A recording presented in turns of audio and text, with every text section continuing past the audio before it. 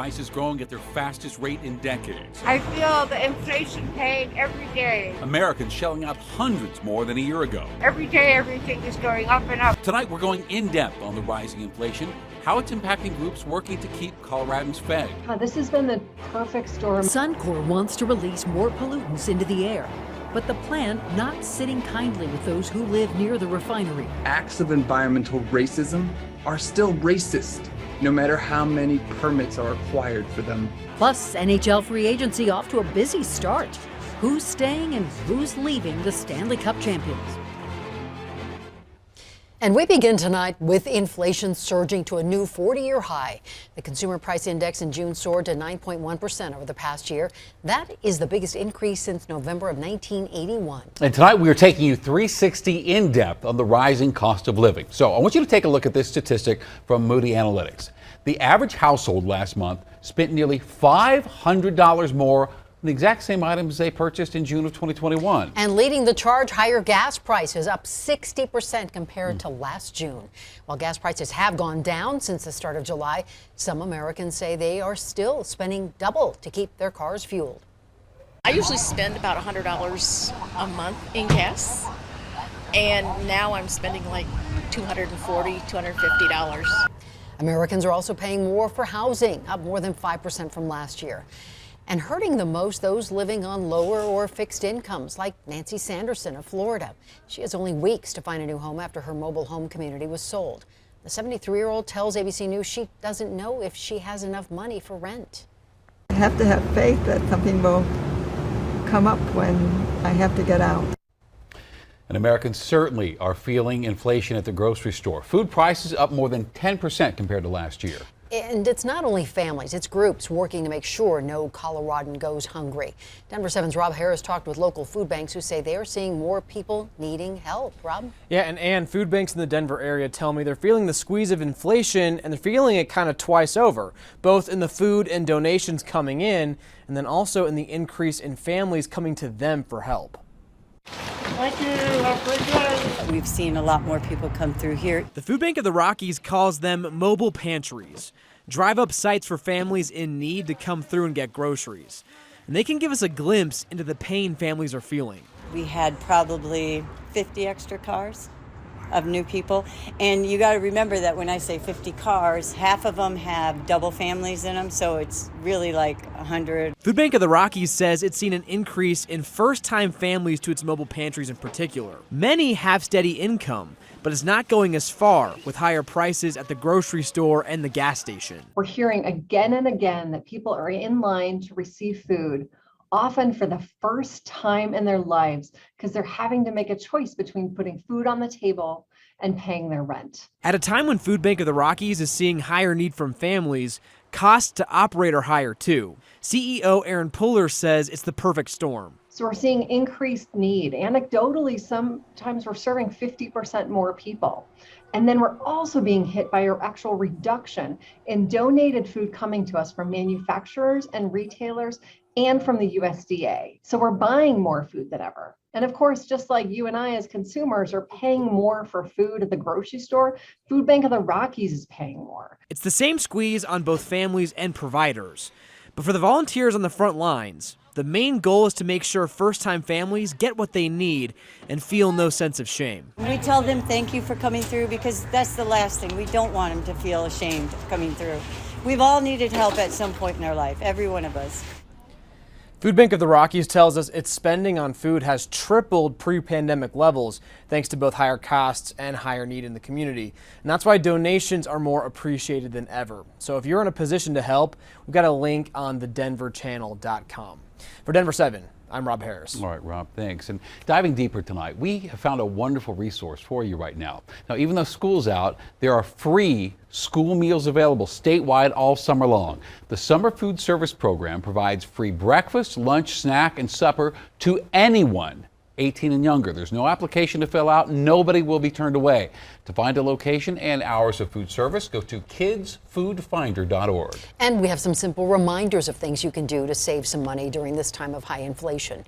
Reconsider any subscriptions or memberships like the gym or Netflix, Hulu, your Amazon Prime. If you don't need it, cancel it. At the grocery store, use coupons, and instead of going for name brands, buy store brands. That can save you as much as 25% on your grocery bill. And if you want to save even more, yeah, eat the stuff in your pantry or fridge that you're not excited about or that's close to expiring before making a trip to the store. And as we mentioned, gas prices, they've gone down since June, and that fact was not reflected in today's report. And experts say next month's report should show some easing. However, remember, we're still in the middle of summer. This is a high demand driving season. So any big relief at the gas pump will probably just be short lived. According to AAA, the average price for a gallon of regular in Colorado is coming in at $4.84. That's down 8 cents from June 21st, when Colorado saw its highest average price ever. Gas prices nationwide are also dropping. Right now, the national average stands at $4.63. That is a 38-cent fall from June 14th, when the national average hit a record high of $5.01.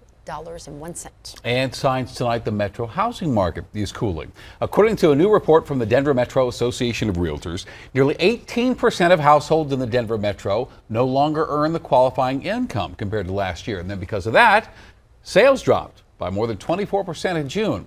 Now, inventory also is rising. It's about double what we saw June of last year. Of course, affordability is still an issue around here. In the Metro, the typical home is worth $70,000 more than last year.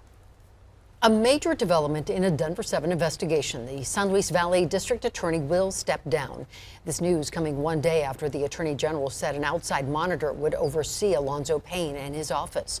Denver 7 investigative reporter Jennifer Koleski has spent months looking into complaints against Payne, including questionable plea deals and not following up with victims as required by law. Those complaints against Payne led the city of Alamosa to use taxpayer money to have him recalled. And a date for that recall election was supposed to be announced on Friday. Well, tonight, the Alamosa city manager tells Denver 7 that resigning is the best decision Payne could have made and will save taxpayers money. Today, Governor Polis appointed State Attorney General Phil Weiser to serve as the interim DA. And there is no timeline for when a new DA will be hired. But Weiser said he expects the next DA to comply with the law and treat crime victims with respect and dignity. Loved ones tonight are searching for answers after a 17-year-old is gunned down at a Brighton park. Police say Josiah Gonzalez was shot to death last night at Ken Mitchell Park. And witnesses said they heard an argument before the shooting. Gonzalez's mother tells Denver 7 her son was a good student, a kind and generous person, and tonight she's praying his killer will be brought to justice. It's horrible. I don't ever want anyone to go through this. I don't wish this on my worst enemy. I just don't want this to happen to anybody else or another kid, or I just want these kids caught already, and I just want justice for my son. Police believe Gonzalez and the suspect knew each other, and Brighton police tonight are asking witnesses or anybody with information here to come forward. And a body recovered from a creek in Vail over the weekend has been identified as a woman from Commerce City. Kendra Hull's body was found just before 8:30 Saturday morning in Gore Creek near the I-70 Park and Ride interchange. Investigators believe she may have been walking along a path that runs parallel to that creek. No cause of death has been given, and tonight they're asking anyone who had contact with Hull either Friday night or Saturday morning to please come forward.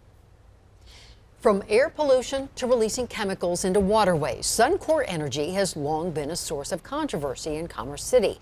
And now the oil refinery is looking to increase the amount of pollutants it releases into the air. As Denver 7 CB Cotton shows us tonight, neighbors are not mincing words about the company's plans.